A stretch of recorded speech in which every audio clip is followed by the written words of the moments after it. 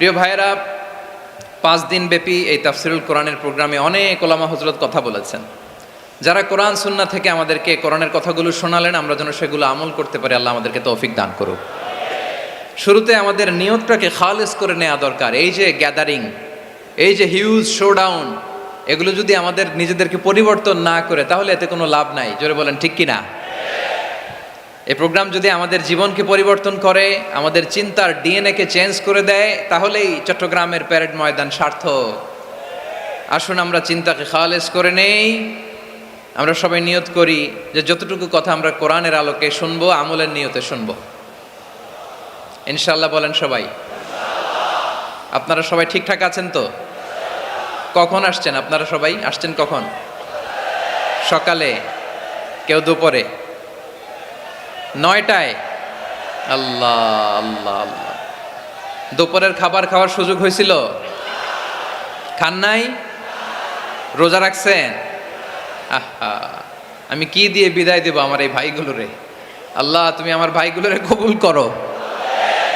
এই ইসলামের পক্ষের এই গণজোয়ারকে আগামীর বাংলাদেশের ইসলামের জন্য তুমি কবুল করো। যেই ভালোবাসা ইসলামের জন্য হয়, যেই গণজোয়ার কোরআনের জন্য হয়, পৃথিবীর কোনো শক্তি দিয়ে সেটাকে আটকানো যায় না। জোরে বলেন ঠিক কিনা?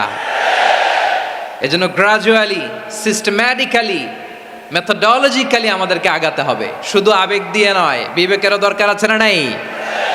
প্রিয় ভাইয়েরা, আসুন, আমাদের কথা অনেক বেশি, সময় অনেক কম। আমরা আর কাল বিলম্ব না করে মহাবিশ্বয় মহাগ্রন্থ আল কোরআন আল কারীম থেকে কিছু কথা শুনি। আমি যেই টপিকটা নিয়ে আজকের ঐতিহাসিক চট্টগ্রামের প্যারেড ময়দানের তাফসিরুল কোরআন প্রোগ্রামে আলোচনা করব, সেটা হচ্ছে সূরাতু আন-নাহলের 90 নম্বর আয়াত নিয়ে কিছু কথা আমরা উপস্থাপন করবার চেষ্টা করব ইনশাআল্লাহ। আমার খুতবার শুরুতেই আপনারা মোটামুটি আন্দাজ করে ফেলেছেন যে আমি কি নিয়ে আলোচনা করব, কারণ যে আয়াতটি আমি তেলাওয়াত করেছি, এই আয়াতটি প্রায়শই এই ভূখণ্ডে, এই বাংলাদেশে জুমার দিনে খতিব সাহেবরা দ্বিতীয় খুতবার শেষের দিকে পড়ে না? কি কমন পড়ছে? ইন্নাল্লাহা ইয়া'মুরু বিল আদলি ওয়াল ইহসান ওয়া ইতা'i যিল কুরবা ওয়া ইয়ানহা আনিল ফাহশাই ওয়াল মুনকারি ওয়াল বাগি ইয়া'iদুকুম লাআল্লাকুম তাযাক্কারুন। মুখস্থ আছে না সবার? আসুন আমরা এই আয়াতের সরল অর্থ, এর মর্মবাণী, এর সংক্ষিপ্ত তাফসীর সবাই মিলে আজকের এই প্রোগ্রাম থেকে উদ্ধার করার চেষ্টা করি। আপনারা মনোযোগী আছেন তো?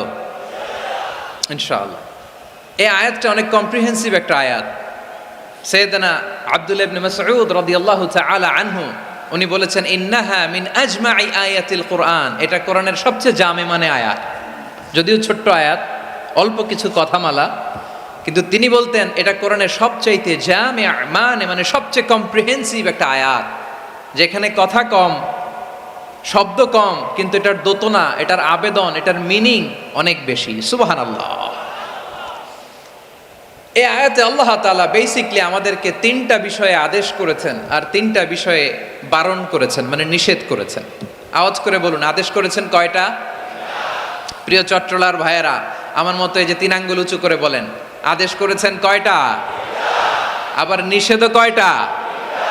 মানব তো আমরা ইনশাআল্লাহ? বলেন সবাই। 3 do's and 3 don'ts, do's and don'ts, 3টা আদেশ, 3টা নিষেধ। এই 3টা আদেশ আর 3টা নিষেধের ভেতরে আল্লাহ তাআলা গোটা ইসলামী শরিয়ার মূল নির্যাসকে ঢুকিয়ে দিয়েছেন। সুবহানাল্লাহ। এই ছোট্ট একটা আয়াতে গোটা ইসলামী শরিয়ার, the gist, the cream of the creams, গোটা ইসলামী শরিয়ার মূল নির্যাসকে আল্লাহ ঢুকিয়ে দিয়েছেন। 3টা আদেশ আর 3টা নিষেধ। আসুন আমরা সরাসরি কোরআন থেকে শুনি, সবাই পড়ুন। আউযু বিল্লাহি মিনাশ শাইতানির রাজীম। বিসমিল্লাহির রহমানির রহিম। ইন্নাল্লাহা ইয়া'মুরু বিল আদলি ওয়াল ইহসানি ওয়া ইতা'i যিল কুরবা ওয়া ইয়ানহা আনিল ফাহশাই ওয়াল মুনকারি ওয়াল বাগি ইয়া'ইযুকুম লা'আল্লাকুম তাযাক্কারুন।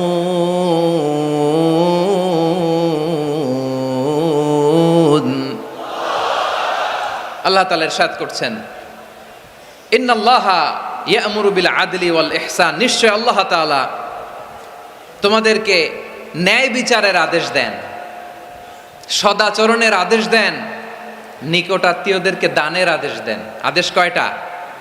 আওয়াজ করে সবাই বলুন তো কয়টা? নিশ্চয় আল্লাহ তাআলা তোমাদেরকে ন্যায় বিচারের আদেশ দেন, সদাচরণের আদেশ দেন, তিনি তোমাদের নিকট আত্মীয়দেরকে দানের আদেশ দেন, আর তিনি তোমাদেরকে অশ্লীলতা থেকে নিষেধ করেন, মন্দ কাজ থেকে নিষেধ করেন, অবাধ্যতা সীমা লঙ্ঘন থেকে নিষেধ করেন। তিনি তোমাদেরকে উপদেশ দেন যাতে তোমরা শিক্ষা গ্রহণ করো। সুবহানাল্লাহ। উপদেশ দিচ্ছে স্বয়ং কে? তিনটা জিনিসের আদেশ।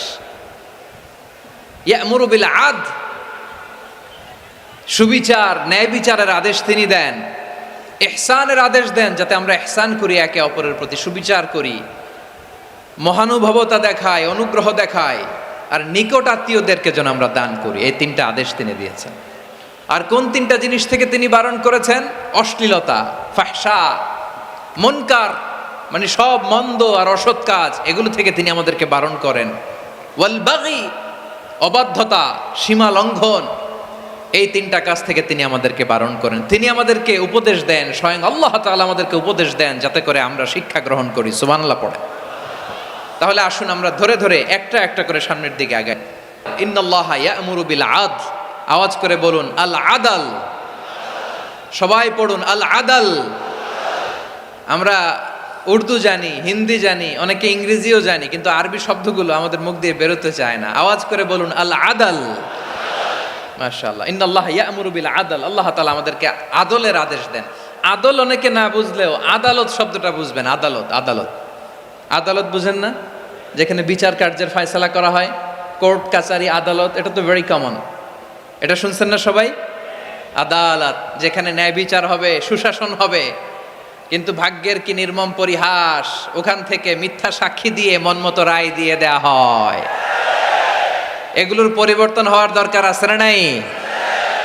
প্রিয় ভাইয়েরা, আদালত, আল আদল, ইংরেজিতে বলে জাস্টিস, ন্যায় বিচার, সুবিচার, সুশাসন, জাস্টিস, আল আদল, সব জায়গায় এই জাস্টিস থাকা দরকার। Justice should be prevailed in the society. The mission of all prophet was to uphold the justice. সব নবীর মিশন ছিল এই জাস্টিসকে, আদালকে, সুশাসন আর সুবিচারকে নিশ্চিত করা। পড়েন সুবহানাল্লাহ। And the core message of every divine scripture was to uphold justice. পৃথিবীর সব আসমানি কিতাবের মূল শিক্ষা ছিল এই জাস্টিসকে সমাজে এনশিওর করা, সুবিচার, সুশাসনকে এনশিওর করা। তাহলে প্রিয় ভাইরা, আমরা বুঝতে পারলাম আল আদল শব্দের মানে হচ্ছে ইনসাফ বা সুবিচার বা ন্যায় বিচার। এটা হচ্ছে একটা general meaning, very general meaning. আপনি যদি ইন ডেপথ বুঝতে চান, আরো ভেতরে যান, তাহলে আদল মানে হচ্ছে সমন্বয়, আদল মানে হচ্ছে ভারসাম্য, ব্যালেন্স। আদল মানে হচ্ছে মধ্যম পন্থা। সুবহানাল্লাহ পড়েন। কারণ সব সময় সমান সমান হইলেই সুবিচার হয় না। কথা কি বুঝতেছেন? ইসলামের দ্য কনসেপ্ট অফ আদল, এটা এমন আদল, এটা সব সময় সমান সমান নয়।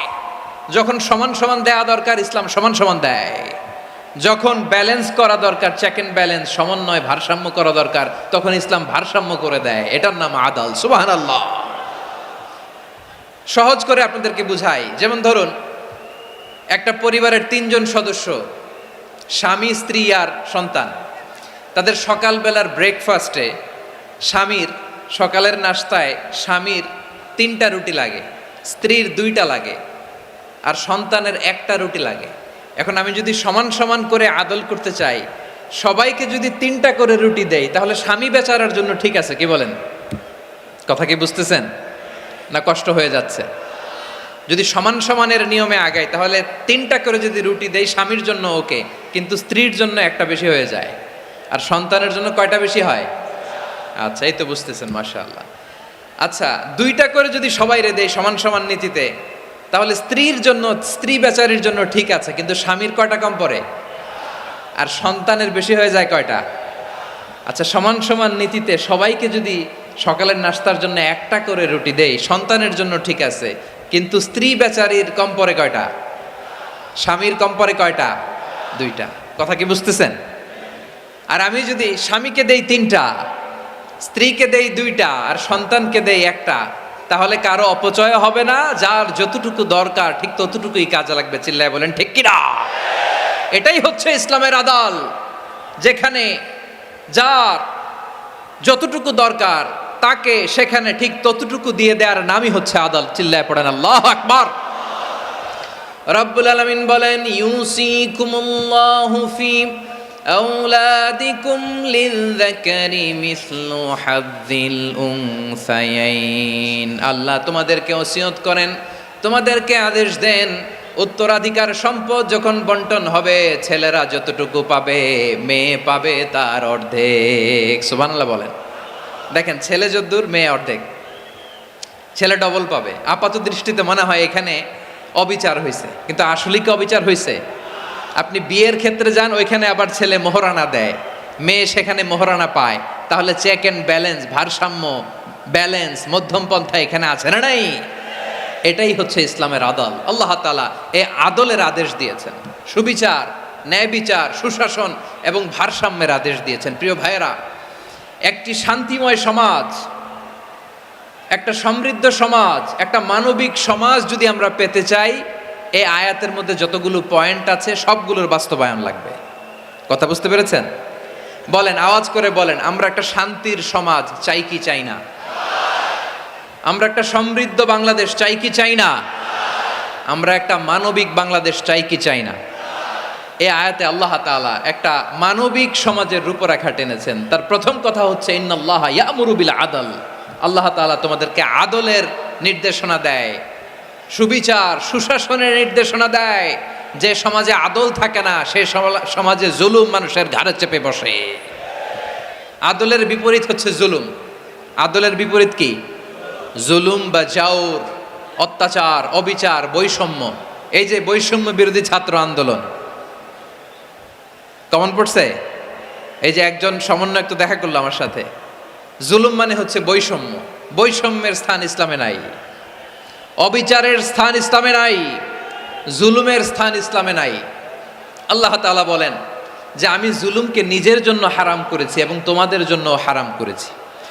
বিশ্বনবী ফরমান, আল্লাহ তাআলা বলেন হাদিসে কুদসিতে, ইয়া ইবাদি ইন্নী হারামতুয যুলমা আলা নাফসি ওয়া জাআলতুহু বাইনাকুম মুহাররামান ফালা তাযালামু। আমার গোলামেরা শোনো, নিশ্চয় আমি আল্লাহ তাআলা জুলুমকে আমি আমার উপরে হারাম করেছি, অনুরূপভাবে জুলুম করাকে তোমাদের উপরেও হারাম করেছি। ফলে ফালা তাযালামু, তোমরা একে অপরের সাথে জুলুম করো না। নির্দেশনাটা কার? খবরদার, জুলুমের সাথে আমাদের কোনো সম্পর্ক নাই। আল্লাহ তাআলা আদলের আদেশ দিয়েছেন, আদালতের আদেশ দিয়েছেন, সুশাসনের, ন্যায় বিচারের আদেশ দিয়েছেন। ইন্নাল্লাহা ইয়ামুরু বিল আদল, আমাদেরকে আদল প্রতিষ্ঠা করতে হবে। জুলুমের সাথে ইসলামের কোনো সম্পর্ক নাই। আল্লাহ তাআলা জালিমদের জন্য কঠিন শাস্তি প্রস্তুত করে রেখেছেন। যারা এই আদলকে ভুলুণ্ঠিত করে জুলুমের রাস্তায় হাঁটতে চায়, তাদের প্রাপ্য কিয়ামতের ময়দানে বুঝিয়ে দিবে কে? আল্লাহ তাআলা তাদের প্রাপ্যকে বুঝিয়ে দিবেন। এজন্য বিশ্বনবী বলে, খবরদার, তোমরা ইনসাফ করবে, আদল করবে, জুলুম করবে না। আর যুলমু যুলুমাতুন ইয়াউমাল কিয়ামা, জুলুম কিয়ামতের দিন অন্ধকার হয়ে জালিমের ঘাড়ে চেপে বসবে। আবার বিশ্বনবী বলতেন, ইত্তাকি দাওয়াতাল মাজলুম, খবরদার, তোমরা মজলুমের কান্নাকে ভয় করো। ফাইন্নাহু লাইসা বাইনাহু ওয়া বাইনাল্লাহি হিজাব, কেননা মজলুমের কান্নার মাঝে আর আল্লাহর আরশের মাঝে কোনো পর্দা থাকে না। বিশ্বাস হয়? এই কথা বিশ্বাস হয়? এর জলজ্যান্ত প্রমাণ তো আমরা নিজেরাই দেখলাম। হ্যাঁ, মজলুমের কান্না ফুলে ফেপে মহিরুহ হয়ে, পাহাড়ের মতো হয়ে, বিস্ফোরিত হয়ে জালিমের মসনদকে ছারখার করে দিয়েছে। এর প্রমাণ তো আমরা নিজেরাই তো দেখলাম। জালিমের পরিণতি কি হয় আমরা জীবদ্দশাই তো দেখলাম।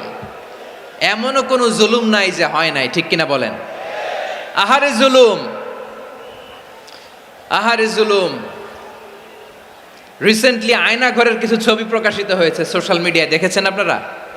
হ্যাঁ, ছোট্ট একটা জায়গা, স্বাধীন মানুষকে প্রাণীর মতো, পাখির মতো খাঁচায় বন্দি করে রেখেছে। কখন দিন কখন রাত কিচ্ছু জানে না, কখন দিন কখন রাত কিছু জানে না, বছরের পর বছর কেটে গিয়েছে।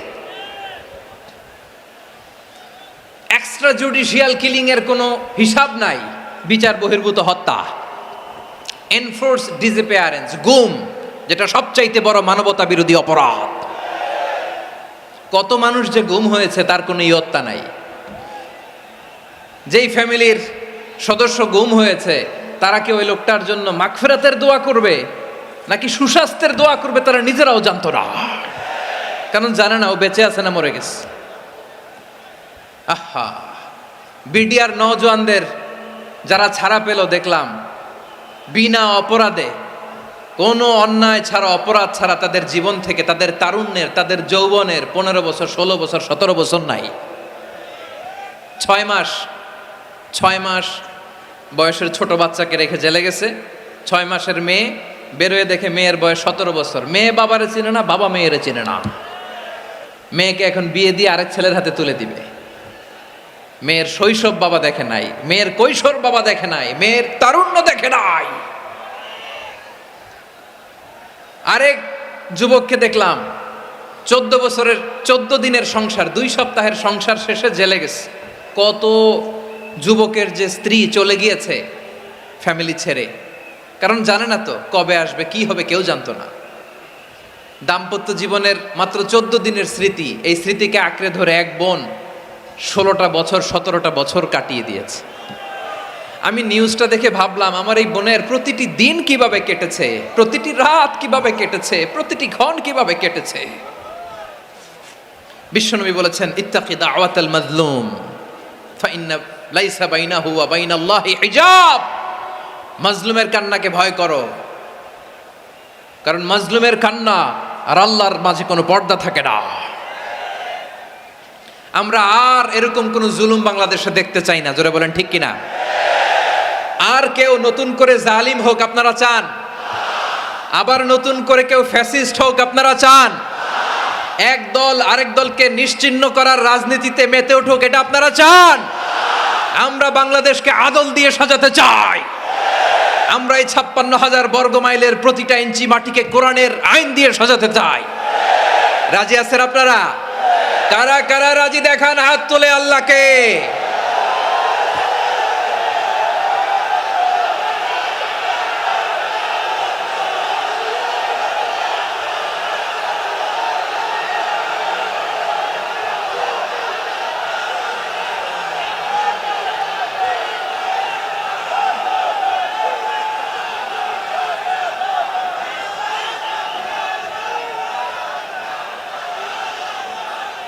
বসুন আমার প্রিয় বীর চট্টলার তৌহিদি মুসলমান, আমরা আর নতুন করে কেউ জালিম হোক এটা চাই না, নতুন করে আবার কেউ ফ্যাসিস্ট হোক আমরা চাই না, এক দল আরেক দলকে নিশ্চিহ্ন করার রাজনীতি করুক আমরা চাই না। আমরা সুশাসনের বাংলাদেশ চাই, আমরা মানবিক বাংলাদেশ চাই, আমরা একটা সমৃদ্ধ বাংলাদেশ চাই, আমরা বিশ্বের বুকে সম্মান নিয়ে মাথা উঁচু করে দাঁড়াতে চাই, ঠিক কিনা বলেন?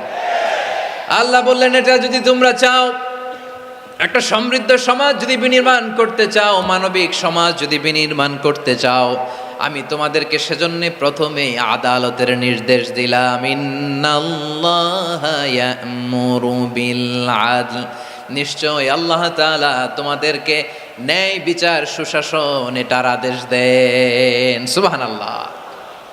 আদাল, ন্যায় বিচারের আদেশ আল্লাহ তাআলা কোরআনের বিভিন্ন আয়াতে দিয়েছেন। আল্লাহ তাআলা বলছেন, ইন্নাল্লাহা ইয়া'মুরুকুম আন তুআদ্দুল আমানাতি ইলা আহলিহা ওয়া ইযা হাকামতুম বাইনান নাসি আন তাহকুমু বিল আদল ইন্নাল্লাহা নি'ম্মা ইয়া'iযুকুম বিহি ইন্নাল্লাহা কানা সামিআন বাসীরা।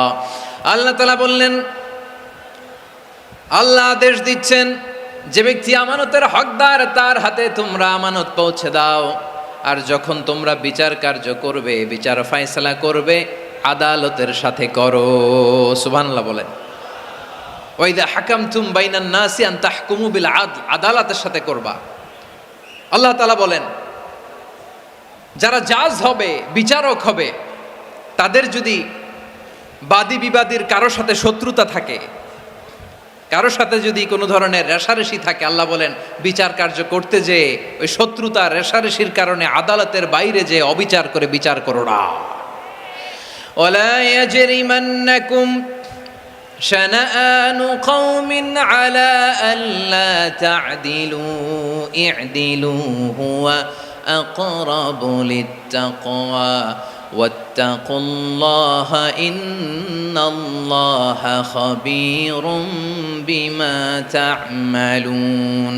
খবরদার কোন জাতির প্রতি, কোন গোষ্ঠীর প্রতি, কোন গোত্রের প্রতি আক্রোশ যেন তোমাদেরকে ন্যায় বিচার থেকে দূরে সরিয়ে না দেয়, বরং আমি আল্লাহর আদেশ হলো ই'দিলু, তোমরা আদল করো, ন্যায় বিচার করো, সুবিচার করো, সুশাসন প্রতিষ্ঠা করো। হুয়া আকরাবু লিত্তাকওয়া, এটাই তাকওয়ার সবচেয়ে কাছাকাছি। সুবহানাল্লাহ বলেন। কোরআনের বিভিন্ন আয়াতে আল্লাহ তাআলা স্পেসিফিকলি ধরে ধরে বিচার করার সময় আমরা যেন আদল করি সেটা বলেছেন। কোরআনের কোন কোন জায়গায় আল্লাহ তাআলা এই আল আদ শব্দটা ব্যবহার করেছেন। আবার একই জিনিস ইনসাফ, সুবিচার, সুশাসন, ন্যায় বিচার, ন্যায় পরায়ণতা বুঝাতে আল্লাহ তাআলা কখনো কখনো আল কিসত শব্দটা ব্যবহার করেছেন। আওয়াজ করে সবাই বলুন আল কিসত। প্রিয় ভাইরা, সবাই আওয়াজ করে আমার সাথে সাথে বলুন আল কিসত। আল্লাহ তাআলা বলেন, ওয়া ইন হাকামতা ফাহকুম বাইনাহুম বিল কিসতি ইন্নাল্লাহা ইউহিব্বুল মুকসিতিন। যখন তুমি বিচার করবে, বিশ্বনবীকে উদ্দেশ্য করে অ্যাড্রেস করে বললেন, নবী হে, ইহুদিরা কোনো বিষয়ে মীমাংসার জন্য যদি আপনার দরবারে আসে, যদি বিচার করতে হয়, খবরদার অবিচার করবেন না। ফায়সালা যেটা করবেন কিসতের সাথে করবেন, ন্যায় পরায়ণতার সাথে করবেন, কারণ ইন্নাল্লাহা ইউহিব্বুল মুকসিতিন, নিশ্চয় আল্লাহ রাব্বুল ইজ্জাত ন্যায় পরায়ণশীলদেরকে বড্ড ভালোবাসেন। সুবহানাল্লাহ বলেন। ন্যায় পরায়ণ লোকদেরকে আল্লাহ তাআলা বড্ড ভালোবাসেন। অন্য আয়াতে আল্লাহ তাআলা বলছেন, وَنَضَعُ الْمَوَازِينَ الْقِسْطَ لِيَوْمِ الْقِيَامَةِ فَلَا تُظْلَمُ نَفْسٌ شَيْئًا। আমি কিয়ামতের দিন ন্যায় পরায়ণতার মানদণ্ড স্থাপন করব, যেটাকে আমরা মিজানের পাল্লা বলি। আল্লাহ বলেন, ন্যায় বিচারের মানদণ্ড কিয়ামতের ময়দানে আমি আল্লাহ স্থাপন করব।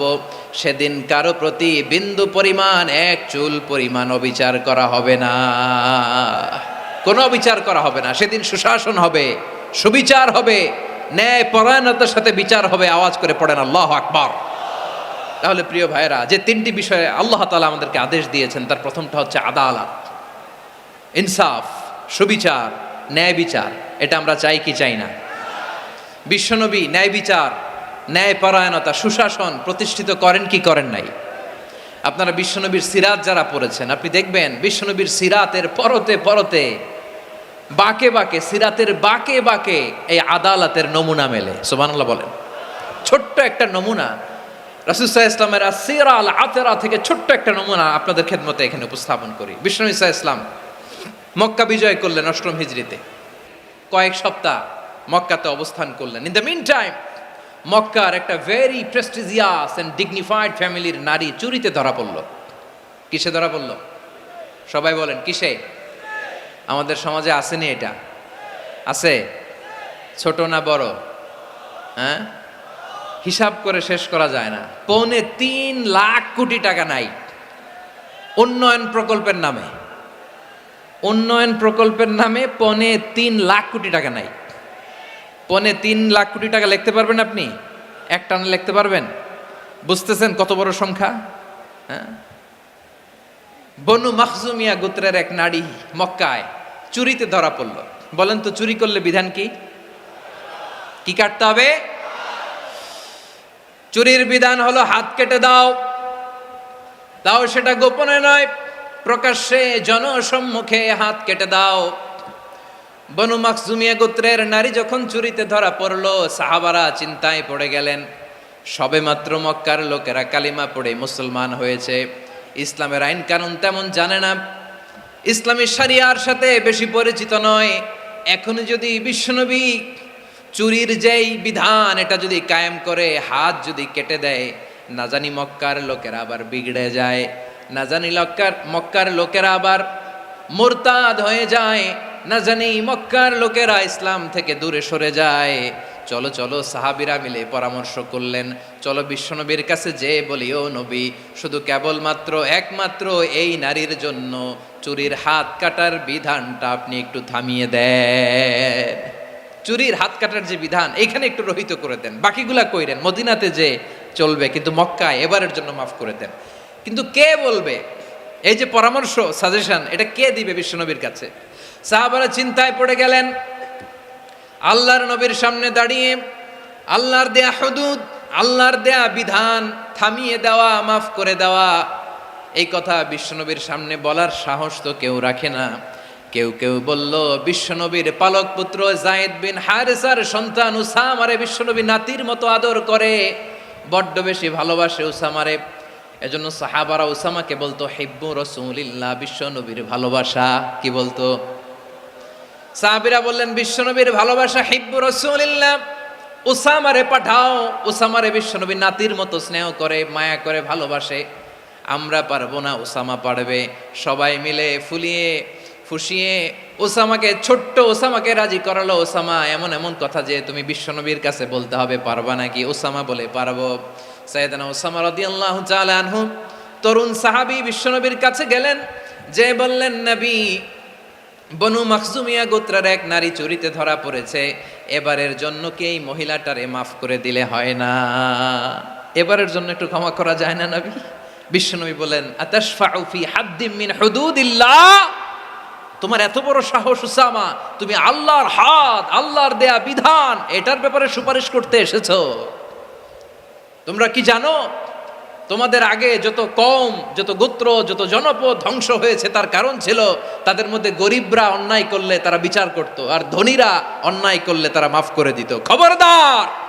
ওয়া আইমুল্লাহ লাউ আন্না ফাতিমাতা বিনতি মুহাম্মাদিন সারাকাত লাকাতা মুহাম্মাদুন ইয়াদাহা। বিশ্বনবী বললেন, ওরে ওসামা, বানু মাখজুমিয়ার ওই প্রেস্টিজিয়াস এন্ড ডিগনিফাইড ফ্যামিলির মেয়ে তো দূর কি বাত, অনেক দূরের কথা। জেনে রেখো ওসামা, আমার কলিজার টুকরা নয়নের পুটুলি ফাতেমাও যদি মক্কার জমিনে আজকে এই চুরির দায়ে ধরা পড়তো, আমি বিশ্বনবী মুহাম্মাদুর রাসূলুল্লাহ ধরে ফাতেমার ডান হাতটা কেটে দিতে এক বিলম্ব দেরি করতাম না। ইন্নাল্লাহা ইয়া'মুরু বিল আদল, আমাদেরকে জাস্টিস শিখায়। পশ্চিমারা আমাদেরকে ইনসাফ শিখায়, আমাদেরকে সুশাসন শিখায়। আর ইনসাফ, সুশাসন, ন্যায় বিচার, সুবিচার, জাস্টিস কারে বলে বিশ্বনবীর বায়োগ্রাফি থেকে জেনে নাও। এই ছিল বিশ্বনবী ইসলামের আদালতের নমুনা।